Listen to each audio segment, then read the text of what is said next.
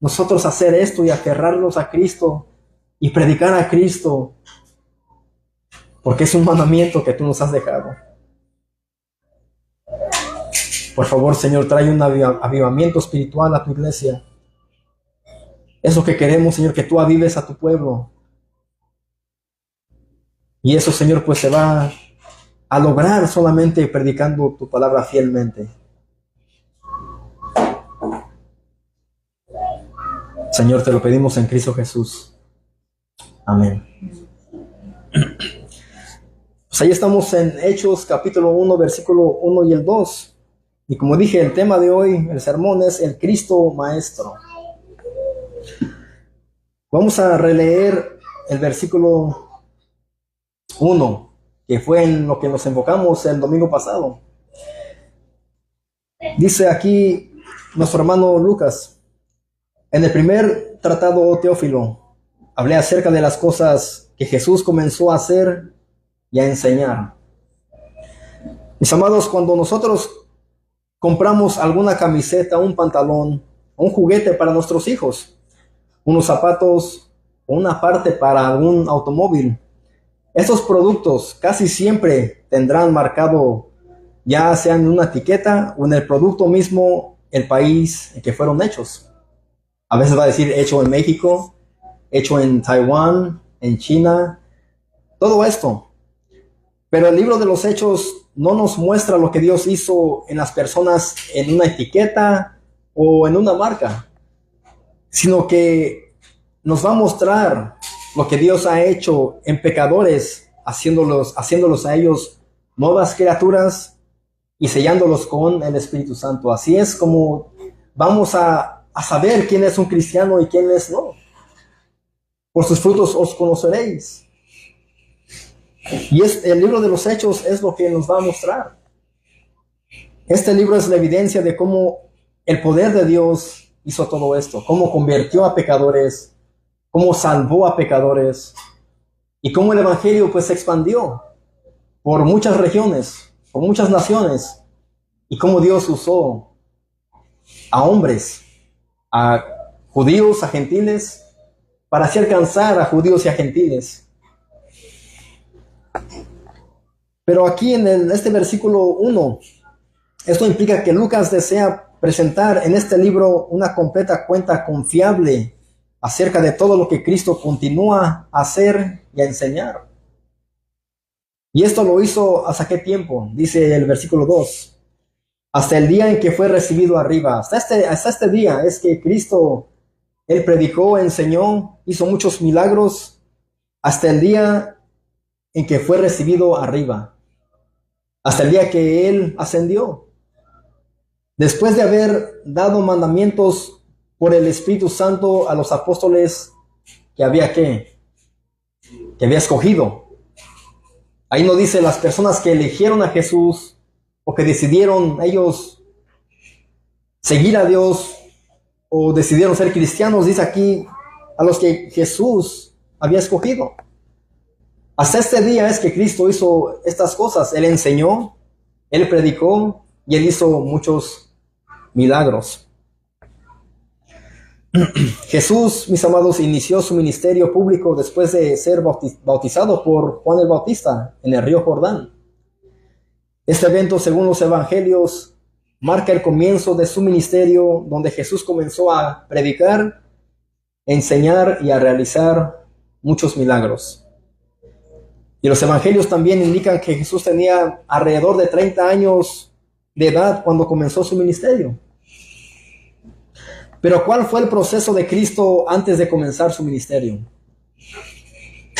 ¿Qué proceso tuvo que pasar Jesús antes de comenzar su ministerio? Vayamos a Lucas capítulo 4. ¿Se escucha un poco raro o como con eco? ¿No? ¿Se escucha bien? Ok. Lucas capítulo 4. Versículo 1 y el 2. Aquí, mis amados, está hablando sobre la tentación de Jesús. No que Jesús fue el iniciador o alguien que inició una tentación, sino que aquí es donde cuando Cristo Jesús fue tentado. ¿Por quién? Por Satanás mismo. Lucas 4, versículo 1 y el 2.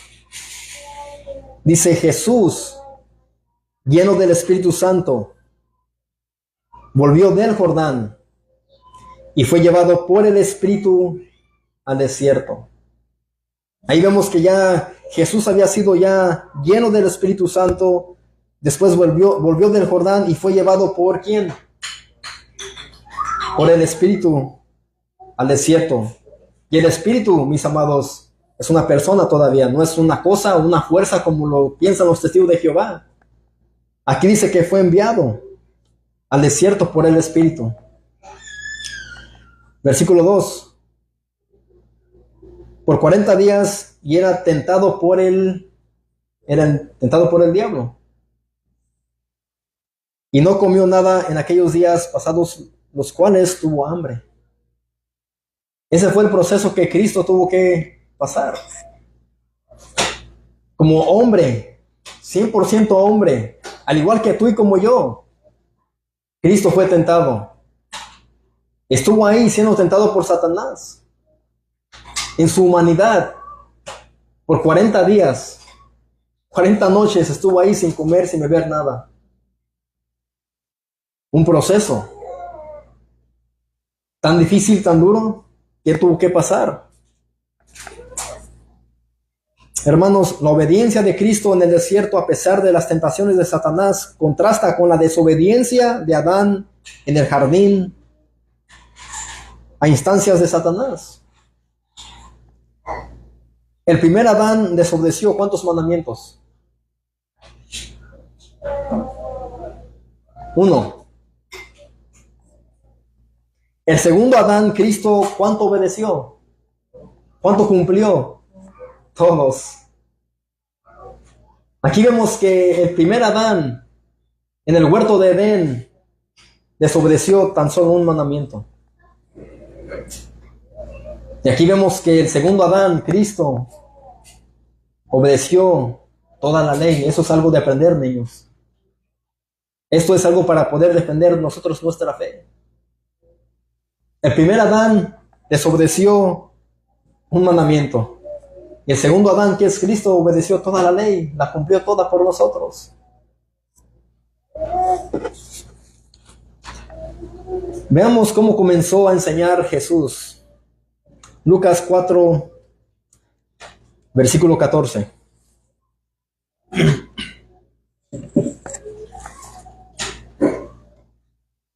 Ahí está hablando sobre, dice el título, Jesús principia su ministerio. Y Jesús volvió en el poder del Espíritu a Galilea. Ahí fue después de que él fue tentado por Satanás. Ahí volvió él en el poder del Espíritu a Galilea. Primero vimos que él fue lleno, pero después él volvió con el poder del Espíritu a Galilea. Y se difundió su fama por toda la tierra de alrededor, y enseñaba en las sinagogas de ellos, y era que glorificado por ellos. Para eso regresó Jesús a Galilea, empoderado del Espíritu, para enseñar en las sinagogas. Eso es algo, mis amados, que tú y yo necesitamos. Todo aquel que sea maestro, predicador, evangelista, aún los padres de hogar, necesitamos nosotros ser ¿qué? Llenos del Espíritu Santo, para poder ¿qué? Enseñar, predicar, proclamar a Cristo. Tenemos que ir, mis amados, en el poder del Espíritu. Aquí vemos que Cristo tuvo que ser lleno y después empoderado del Espíritu para poder enseñar. En las sinagogas de ellos, y dice, y era glorificado por todos. También vemos cómo Jesús enseñó en el Sermón del Monte sobre las bienaventuranzas. Vayamos a Mateo 5.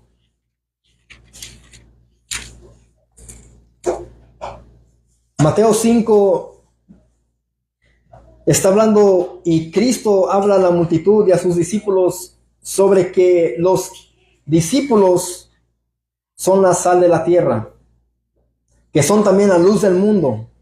Jesús Aquí en el Sermón del Monte también enseña sobre la ira, enseñan también sobre el adulterio, el divorcio, los juramentos, el amor hacia los enemigos, la limosna, la oración, el ayuno, de hacer tesoros en el cielo, la lámpara del cuerpo.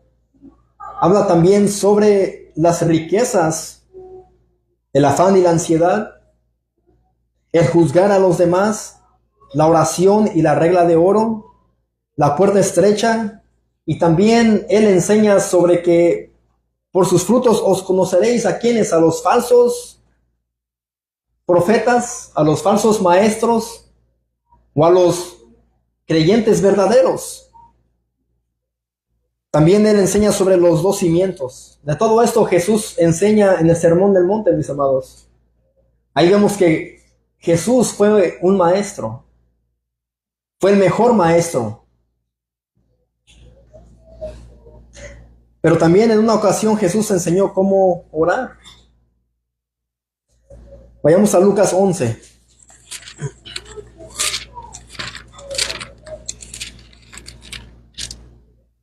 Y yo pienso, mis amados, que después de que terminemos el estudio de los miércoles de la epístola de Judas, vamos a comenzar a estudiar el Sermón del Monte, las bienaventuranzas. Y eso va a ser algo también tan extenso y se va a tomar mucho tiempo. Lucas 11, versículo 1 al 4.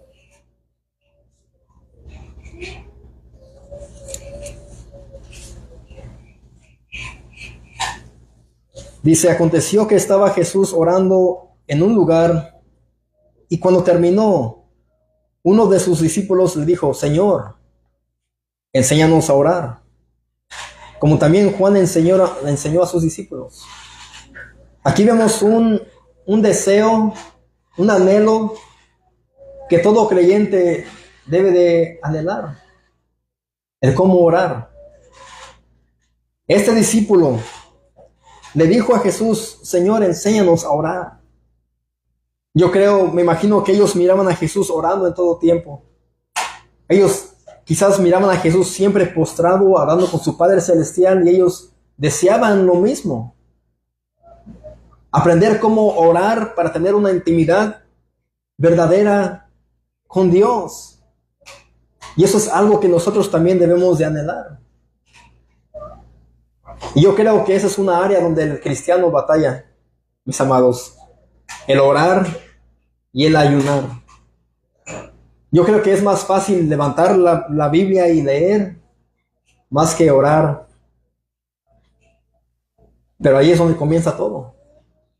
Un predicador no puede predicar sin orar, sin saber cómo hablar con su Padre Celestial.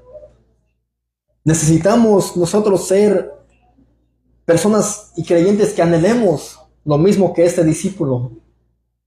Y si no sabemos orar, pues pidámonos al Señor: Señor, enséñame a orar. Enséñanos a orar.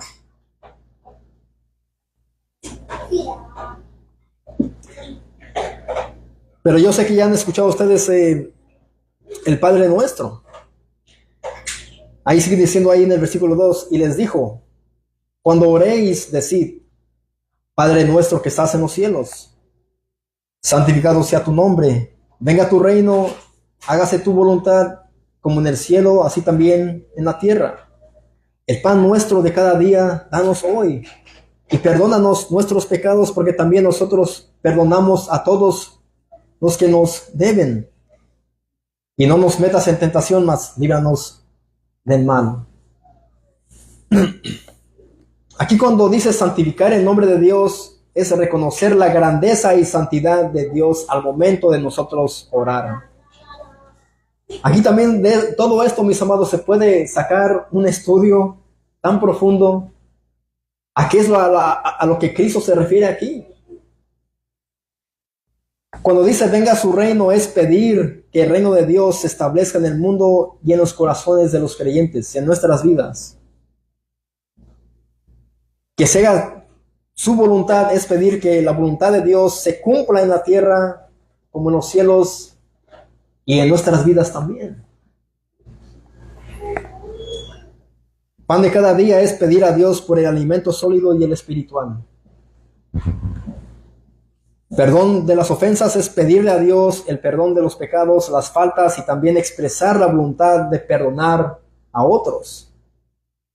Nosotros también, así como Dios nos perdona, también nosotros debemos de perdonar a todo aquel que nos ofende.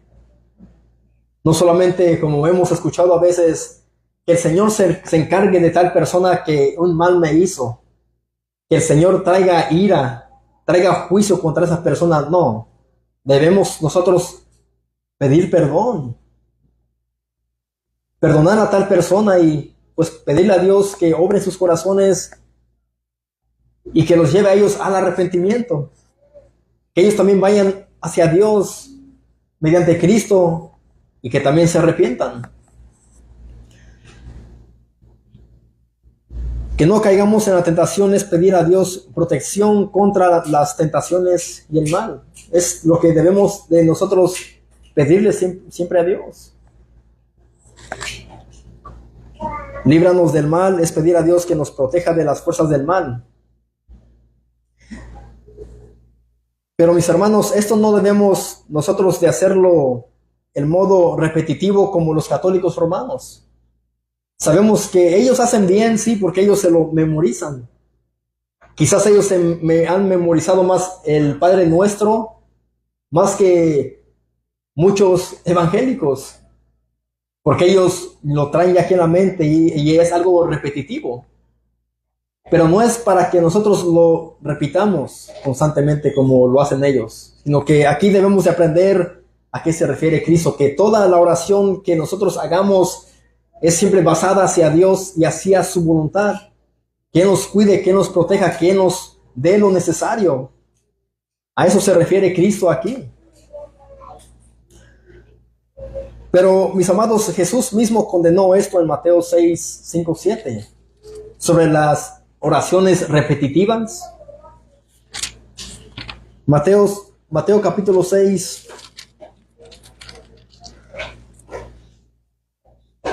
versículos 5 al 7.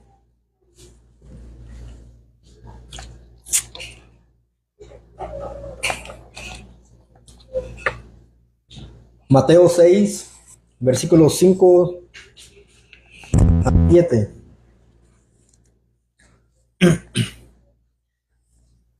Dice Jesús, y cuando ores, no seas como los hipócritas, porque ellos aman estar en pie en las sinagogas y en las esquinas de las calles para ser vistos de los hombres. Él aquí está hablando de los fariseos, de los escribas, de los hombres religiosos. Él les dice a ellos que no sean como los hipócritas. ¿Y ustedes creen que nosotros podemos caer en la hipocresía de nosotros aparentar ser piadosos o orar para que las personas nos vean, mis amados? ¿Podemos caer nosotros en ese grave error o en ese grave pecado que es la hipocresía? Orar solamente para que las personas nos vean. Tratar de hacer largas oraciones para aparentar que somos buenos oradores. Y sigue diciendo ahí Jesús, de cierto os digo que ya tienen su recompensa ellos, los que oran de esta manera. Mas tú, cuando ores, entra en tu aposento y cerrada la puerta, ora a tu Padre que está en secreto. Y tu Padre que ve en lo secreto te recompensará en público. Y orando, no uséis ¿qué? Vanas repeticiones como los gentiles que piensan que por su palabrería serán oídos. Así que el Padre Nuestro, pues los católicos romanos lo usan ellos y lo repiten. Así es como ellos lo hacen. Pero hay mucho más en el Padre Nuestro que Jesús nos enseña ahí. Y ahí Jesús les enseñó a sus discípulos a cómo orar. En otra ocasión, en Juan 13, versículos 5 al 8, Jesús le pidió a sus discípulos que lo dejaran lavar los pies de ellos. El Evangelio de Juan, capítulo 13,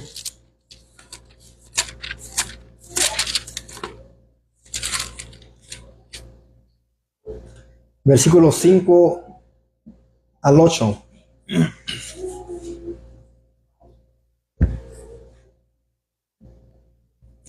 Juan 13, versículos 5 al 8.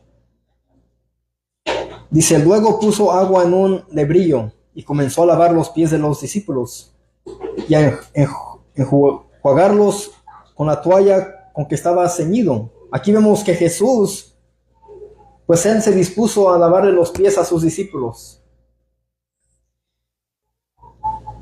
Versículo 6. Entonces vino Simón Pedro y Pedro le dijo, Señor, ¿tú me lavas los pies? Respondió Jesús y le dijo, lo que yo hago, tú no lo comprendes ahora, mas lo entenderás después. Jesús le dice, mira, lo que yo voy a hacer en este preciso momento, Pedro, no lo comprendes en este momento, pero después lo vas a entender. Pedro le dijo, no me lavarás los pies jamás. Jesús le respondió, si no te lavare, no tendrás parte conmigo. Claramente nuestro Señor Jesucristo se refiere a este lavamiento como un símbolo del lavamiento espiritual que todos pecadores necesitamos. Aquí vemos, mis amados, que esto es algo, un acto de humildad que Cristo hizo. Al leer el maestro de ellos, lavarle los pies a ellos, eso era un acto de humildad. Y él mostrando un acto de servicio. Pero como dije esto, Jesús lo hizo eso porque esto se refiere, es un lavamiento como un símbolo de lavamiento espiritual que todos los pecadores necesitan, y eso lo vemos en Tito. Vayamos a Tito.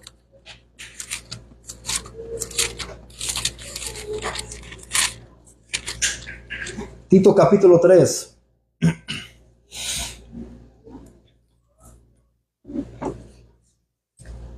Versículo 4 al 7. Ahí vemos que Jesús en Juan estaba haciendo un lavamiento corporal, literal. ¿De qué? De pies. Que simboliza lo que vamos a leer aquí en Tito 3, versículo 4 al 7. Pero cuando se manifestó la bondad de Dios, nuestro Salvador, y su amor para con los hombres, nos salvó. No por obras de justicia que nosotros hubiésemos hecho. Y ahí está, mis amados, lo que yo siempre les he enseñado, que no es por ninguna obra buena de justicia, sino que dice él ahí, al momento que se manifestó la bondad de Dios, nuestro Salvador, y su amor para con los hombres, nos salvó. No por obras de justicia que nosotros hubiésemos hecho, sino por su misericordia, por el lavamiento de la regeneración. Ahí vemos que dice por el lavamiento. Es un lavamiento espiritual, no es físico.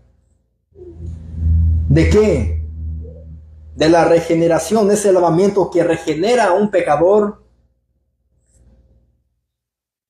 y por la renovación en el Espíritu Santo. Es algo que renueva, es algo que Dios hace. Es algo que Dios, mis amados, nos limpia a nosotros, nos hace santos. Es algo que nos limpia en nuestro interior, en lo espiritual, el cual derramó en nosotros abundantemente por Jesucristo nuestro Salvador, para que, justificados por su gracia, viniésemos a ser herederos conforme a la esperanza de la vida eterna. Versículo 8. Palabra fiel es esta, y en estas cosas quiero que insistas con firmeza para que los que creen en Dios procuren ocuparse en buenas obras. Estas cosas son buenas y útiles a los hombres. Ahí vemos que Jesús, ¿qué fue lo que enseñó cuando él lavó los pies a sus discípulos? Humildad y servicio. Que esto iba a apuntar, mis amados, a lo que le acabamos de leer aquí, un lavamiento espiritual. a un lavamiento que nos iba a renovar a nosotros y a regenerar. Una regeneración ¿de qué? De mente, de corazón. Cuando antes, mis amados, tú y yo estábamos enemistados con Dios, no queríamos nada con Dios, pero el momento que Dios hizo esto, obró en nuestros corazones,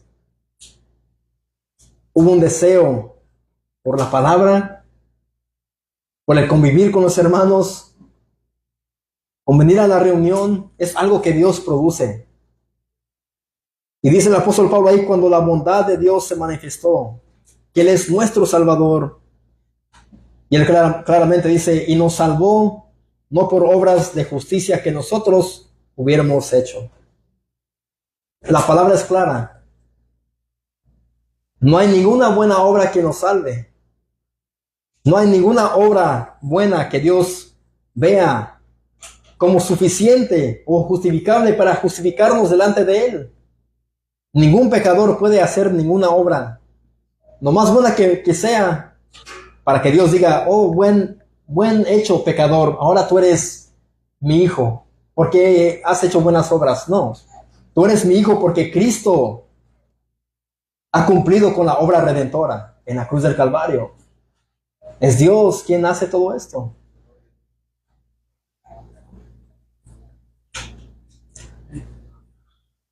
Así que Jesús lavó los pies de sus discípulos, pero esto no es algo que debemos practicar en las congregaciones como muchos lo hacen hoy en día. Muchos van y le lavan los pies al pastor, a los diáconos. ¿Y por qué no le lavan los pies a alguien que no es creyente? ¿Por qué no le lavan los pies al que es más bien querido, más mal querido en la congregación? Aquel que no está sirviendo. Siempre hemos visto que le lavan los pies a los pastores, a los diáconos, a los líderes. ¿Por qué? Hay favoritismo, hay como que ya tienen a los pastores, a los predicadores como dioses, como ídolos. Jesús no nos mandó a hacer esto dentro de nuestras reuniones, pero muchos nos hacen para aparentar que son siervos humildes. Yo creo que eso lo hacen ellos para mostrar más bien su altivez. ¿Por qué no van a las calles y ahí les lavan los pies a los que viven en las calles? A los mendigos, a los drogadictos, a las prostitutas. ¿Por qué hacer y mostrar estos actos como de humildad, más bien siendo actos de altivez? Debemos nosotros mostrar humildad y el servicio en todo tiempo, no solamente dentro de las congregaciones. Pero Cristo aquí está enseñando que debemos de servir humildemente.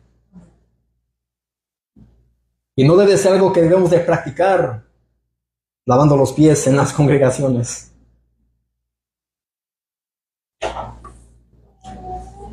Aquí es fácil aparentar ser cristiano o cristiana, pero afuera, ¿cómo es que nosotros vivimos? ¿Cómo es que nosotros nos comportamos? ¿Somos humildes? ¿Somos iracundos? ¿Nos airamos? ¿Somos pacientes? ¿Amamos, perdonamos o seguimos odiando, despreciando a aquel que nos hace un mal? Hermanos, siempre vamos a estar batallando en este mundo. Estamos en el mundo, pero no somos de este mundo. Estamos rodeados de incrédulos, de personas que nos van a ofender, que nos van a hacer pasar momentos tan difíciles. Pero aquí vemos que Cristo nos muestra que hacer mansos y humildes. ¿Por qué lo es?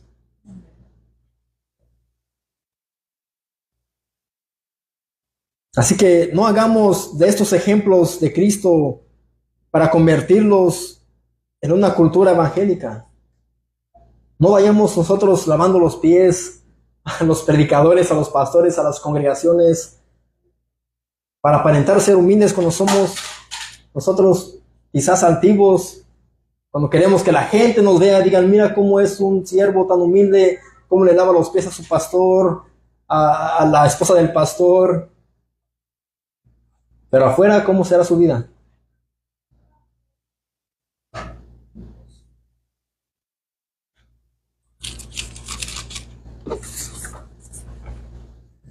Como dije, este fue un acto de servicio humilde. La acción humilde de Cristo debe de ser un ejemplo para todos los creyentes. Para todos nosotros. Pero Jesús también enseñó sobre el negarse a sí mismo, tomar su propia cruz para poder seguirle. Aquí vemos que Jesús en todo su ministerio fue enseñar, enseñar, enseñar.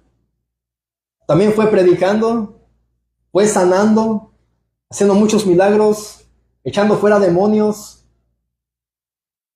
Y aún él fue también, ¿qué? Reprendiendo a los líderes espirituales de Israel. Pero con todo esto, al momento de él hacer todo esto, él les enseñó a sus discípulos a no ser como los hipócritas, a no ser como los fariseos y los escribas.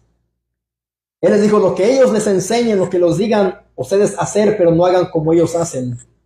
Ahí vemos que Cristo una y otra vez estuvo enseñando.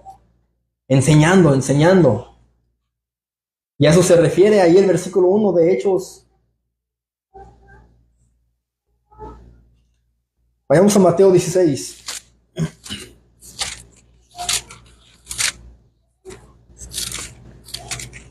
Mateo, capítulo 16, versículo 24.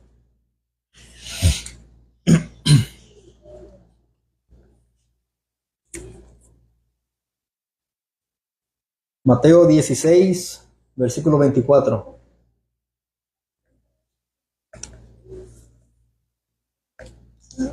Dice, entonces Jesús dijo a sus discípulos, si alguno quiere venir en pos de mí, niéguese a sí mismo y tome su cruz y sígame.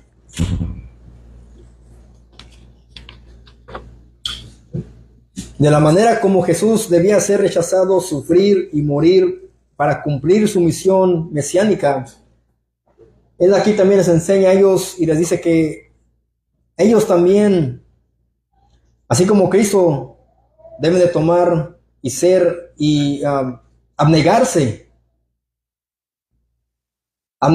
ellos. Al igual que Cristo fue rechazado, ellos también ser rechazados. Al igual que Cristo sufrió, ellos también debían sufrir y seguirlo a ellos para su gloria. Aquí vemos que si alguno quiere venir en pos de mí, niéguese a sí mismo y tome su cruz y sígame. ¿Acaso no fue eso lo que Cristo hizo? Literalmente Cristo llevó su cruz. Donde él iba a ser crucificado, él la cargó. Él lo hizo.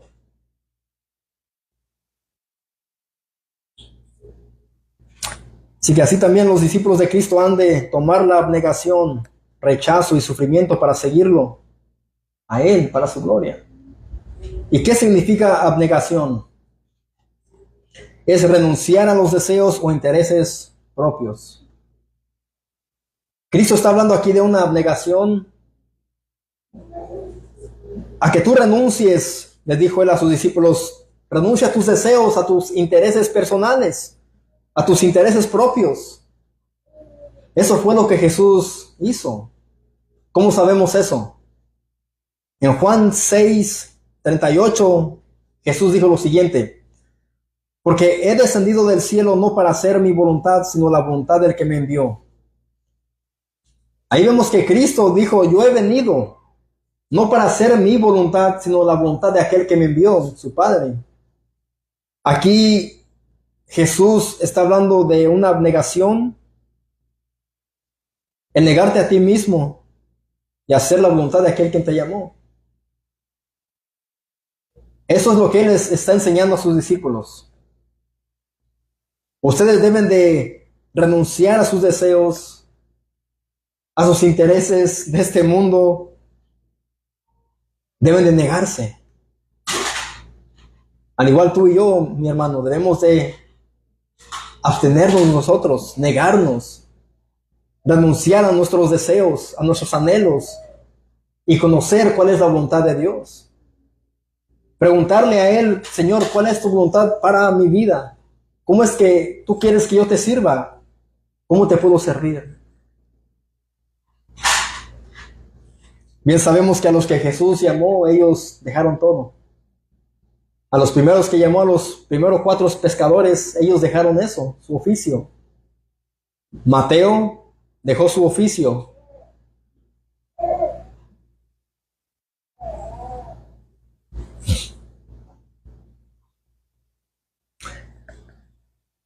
Jesús enseñó esto y no solo lo enseñó, sino que Él literalmente en su humillación y abnegación lo cumplió.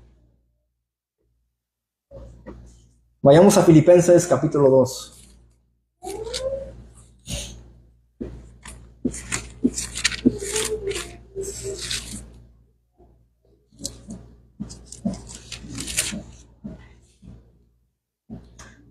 Filipenses capítulo 2, versículos 5 al 8.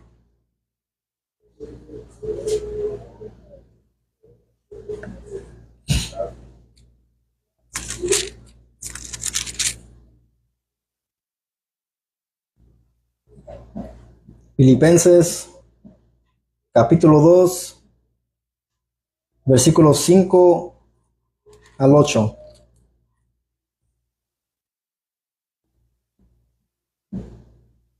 Dice el apóstol Pablo: haya pues en vosotros este sentir que hubo también en Cristo Jesús.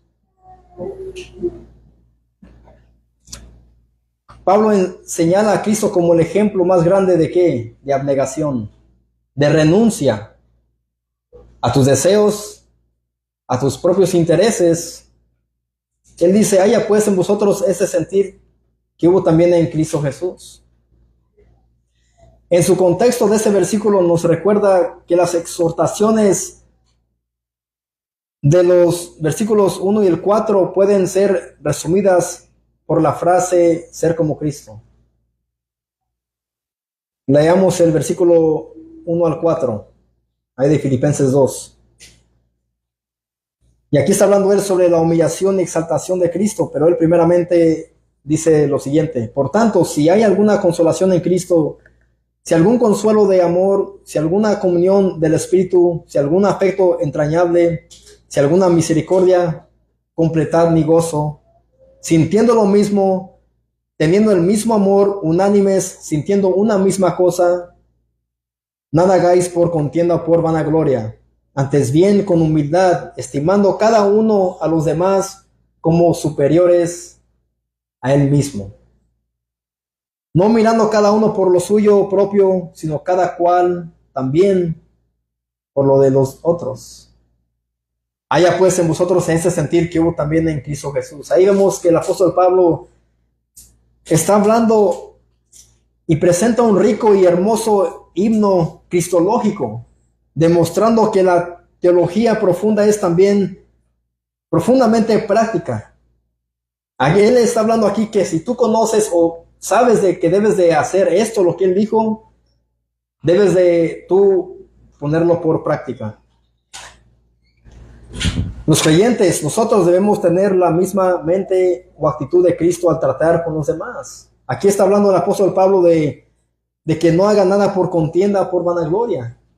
Él está hablando aquí a los creyentes de Filipo.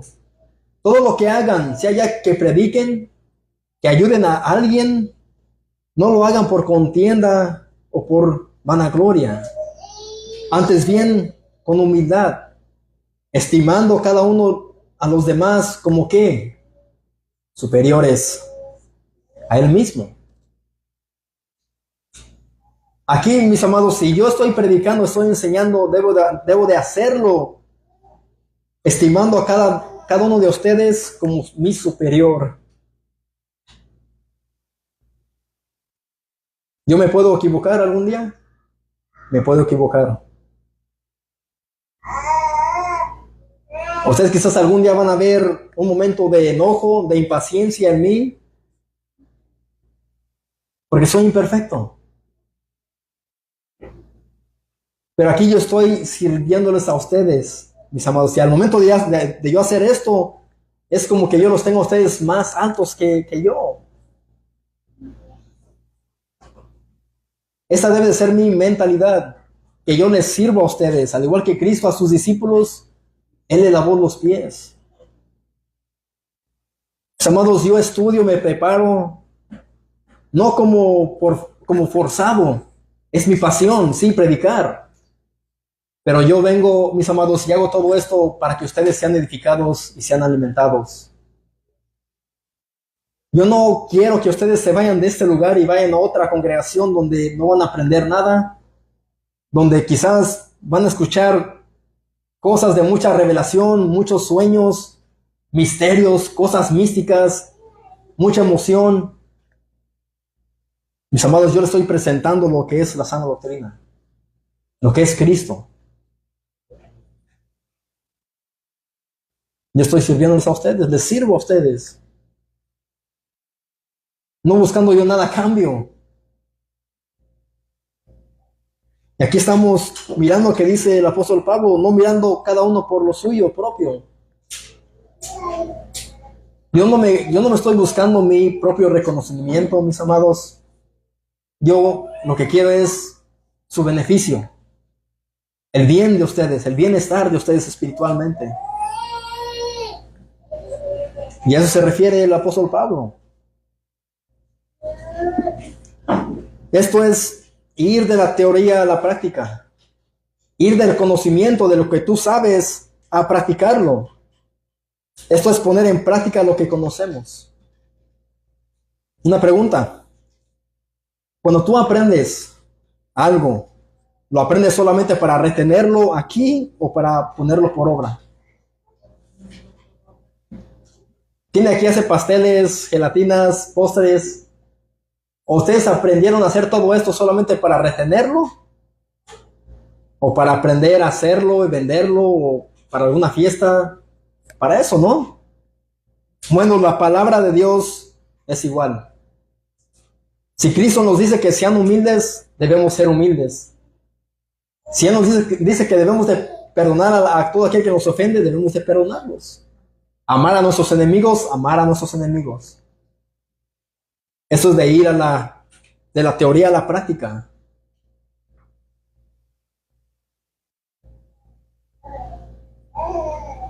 ¿Alguien desea ser un mecánico o algo? Carlitos, ¿qué desea ser?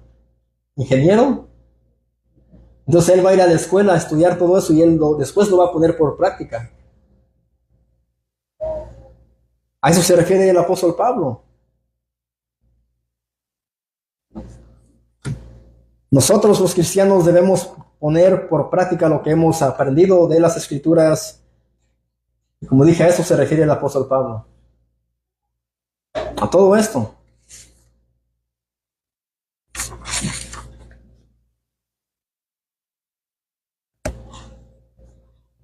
Haya pues en vosotros ese sentir que hubo también en Cristo Jesús, el cual siendo en forma de Dios, no estimó el ser igual a Dios como cosa que aferrarse. Sigue diciendo ahí el apóstol Pablo. Lo que hace que Jesucristo sea el ejemplo supremo de la humildad abnegada es que antes de su nacimiento Él ya existía. Él ya existía en forma de Dios por la razón que Él es Dios. Esta es otra doctrina que nosotros debemos de abrazar. Cristo es Dios. Hermanos, tener la forma de algo es tener su esencia. Jesucristo, siendo en esencia Dios, no tuvo el ser igual a Dios como algo que se tuviera que robarle o arrebatarle a Dios, porque él ya lo tenía. Era suyo. A eso se refiere ahí el apóstol Pablo cuando dice eso. El cual, siendo en forma de Dios, no estimó el ser igual a Dios. Él tenía la esencia del Padre. Como a cosa que aferrarse. Él no tuvo que decirle, Señor, dame esto. Te lo voy a quitar. ¿Quién quería robarle la gloria a Dios? Lucifer. Él quería ser más que Dios. Pero Cristo no tuvo que hacer nada porque Él es Dios.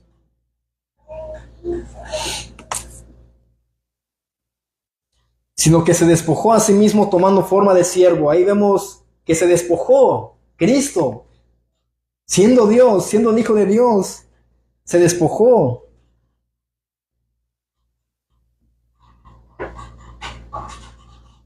Sino que se despojó a sí mismo tomando forma de siervo, hecho semejante a los hombres.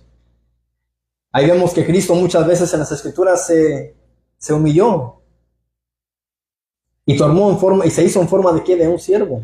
Cuando Él le lavó los pies a sus discípulos, Él lo hizo en forma de un siervo. En esos tiempos, en la tradición judía, si alguien venía a tu casa, salud hermana, si alguien venía a tu casa, tú tenías que sentarlo, quitarle sus zapatos y lavarle los pies, porque antes no habían carros o transportación como hoy en día. Casi siempre era a pie. Ibas de una aldea a otra aldea a pie. Entonces, todo aquel que llegaba a tu casa, tenías que recibirlo con un beso, lavarle los pies. Eso era como una forma de bienvenida. Y eso es lo que Cristo hizo con sus discípulos. Sí que Él se despojó de sí mismo tomando forma de siervo hecho semejante a los hombres.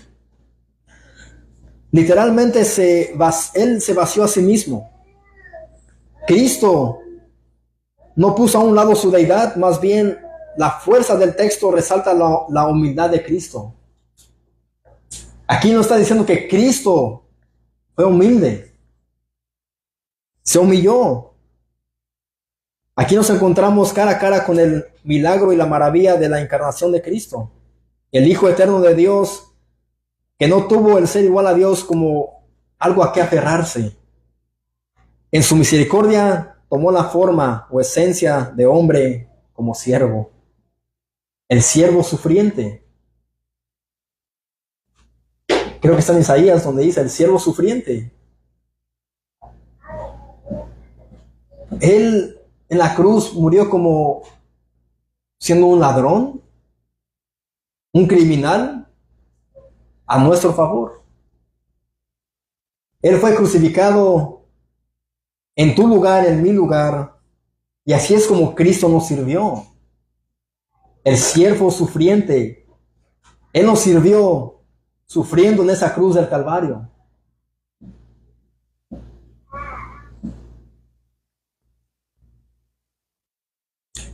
Versículo 8 dice, y estando en la condición de hombre, se humilló aún más. Siendo Dios mismo, ahí fue su primera humillación, pero dice después, y estando en la condición de hombre, se humilló a sí mismo. Ahí vemos que una y otra vez Cristo se humilla aún más. Es como si a ti, mi hermano, alguien te humilla con alguna palabra y te sigue humillando con otra palabra más que te va a denigrar. ¿Tú qué harías? ¿Te vas a defender o vas a dejar que ellos te humillen aún más, a un punto más bajo, más bajo, más bajo? ¿Harías lo mismo que Cristo? Él dejó su trono para venirse y hacerse en forma de hombre para humillarse, pero aún Él después se humilla aún mucho más, haciéndose obediente hasta la muerte y muerte de cruz. No solamente se humilló a venir a encarnarse en forma de hombre, no solamente se humilló cuando Él era dicho que Él era un blasfemo, que estaba lleno de demonios.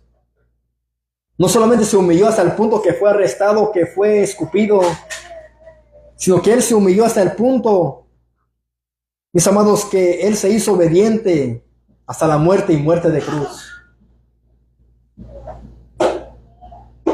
Ahí vemos muchas veces que Cristo fue humillado.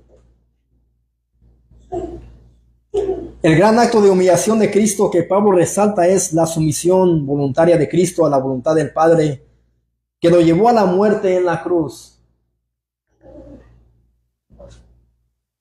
Se humilló haciendo la voluntad del Padre, hasta Él siendo crucificado en la cruz. Pero la necesidad más grande que tenía la humanidad, ¿cuál era? ¿Cuál era la necesidad más grande que tú y yo teníamos para con Dios? ¿Estábamos enemistados con Dios? ¿Éramos enemigos de Dios? ¿No éramos hijos de Dios? ¿Éramos bastardos espirituales? La reconciliación. Teníamos que ser tú y yo reconciliados para con Dios. ¿Mediante qué? ¿Cómo es que eso llegó a cabo? Mediante Cristo en la cruz.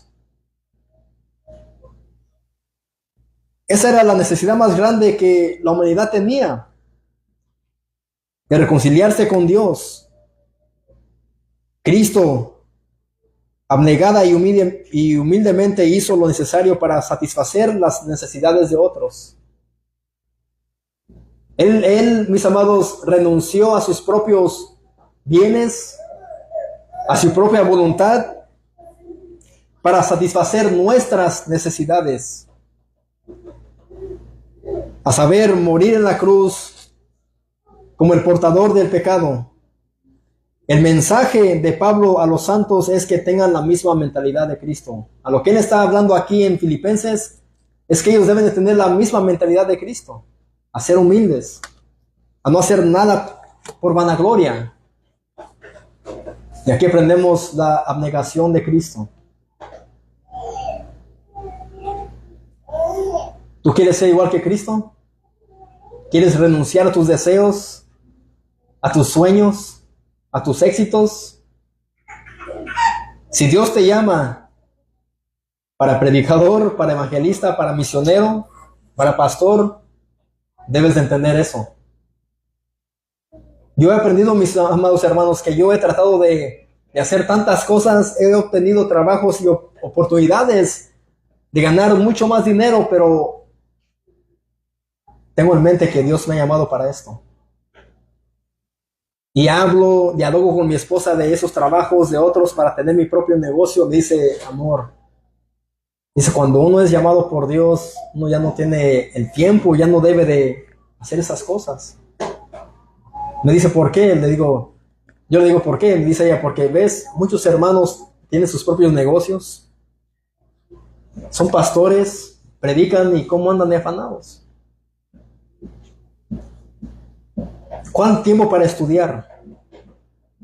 ¿Cuál tiempo para prepararse para un sermón? Si de por sí yo ando arrastras a veces, ¿verdad? Y no me imagino yo teniendo mi propio negocio y andando pues bien atareado. Eso es, mis amados, abnegación. Eso es aprender de Cristo, que Él se abnegó, Él, mis amados, pues Él renunció a su propia voluntad y Él quiso satisfacer nuestras necesidades para así poder ser salvos y perdonados por Dios y amados por Dios, renovados por Dios. Mis hermanos, Él enseñó, hizo y cumplió. Amén. Cristo fue un maestro. Él fue de la teoría a la práctica y cumplió todo.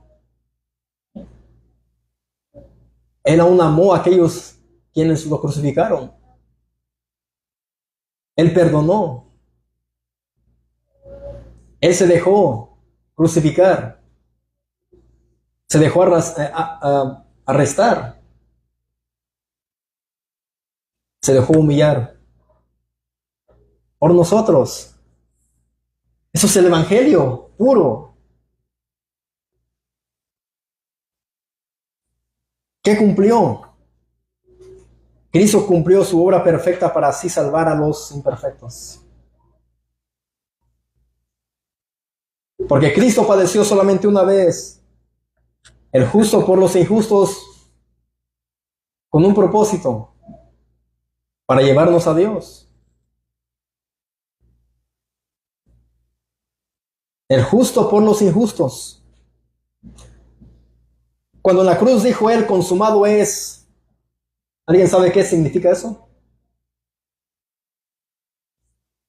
Está completa. He terminado. He cumplido la misión redentora en la cruz. Cristo dijo, Padre, en mí se cumplió la obra redentora.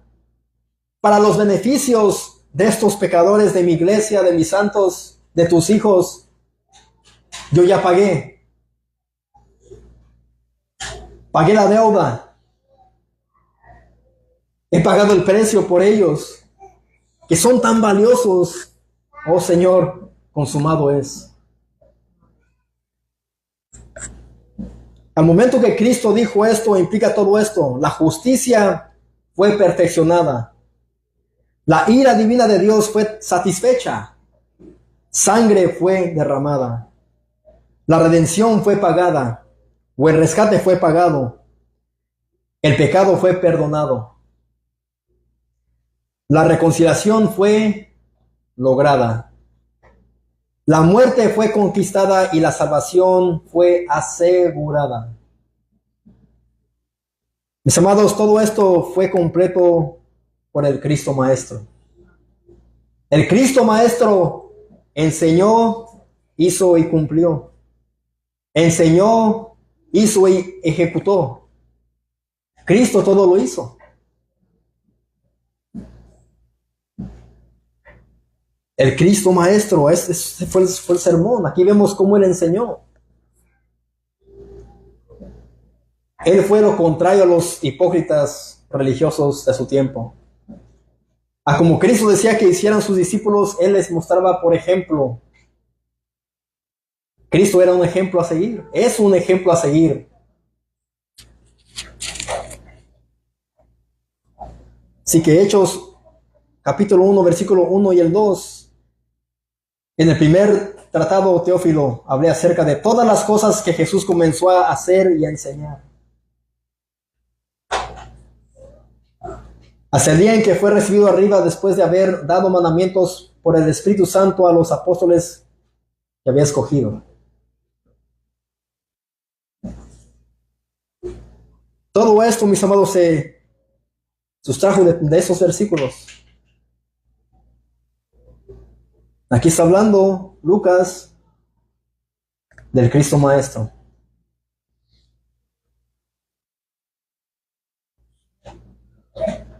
Es algo extraordinario, mis amados, que tengamos a Cristo por Maestro, que nos enseñe todas las cosas. A cómo andar como cristianos, cómo comportarnos, cómo hablar, cómo actuar, cómo perdonar, cómo amar, cómo aprender a humillarnos donde más nos duele. Aprendamos de Él, que Él es manso y humilde. Espero que ese sea de gran beneficio para ustedes y bendición. Oremos. Padre, Señor, gracias. Señor, porque nos has permitido estar en este lugar, en esta hora, Señor, para escuchar de Cristo. Escuchar, Señor, las cosas que Él hizo, cómo Él enseñaba. Cómo el Señor no solamente enseñaba, sino que Él ponía por obra todo lo que Él enseñaba. Pero su fin, Señor, era pues morir en la cruz del Calvario, Señor. Cumplido toda la ley a nuestro favor. Oh Señor, permite que podamos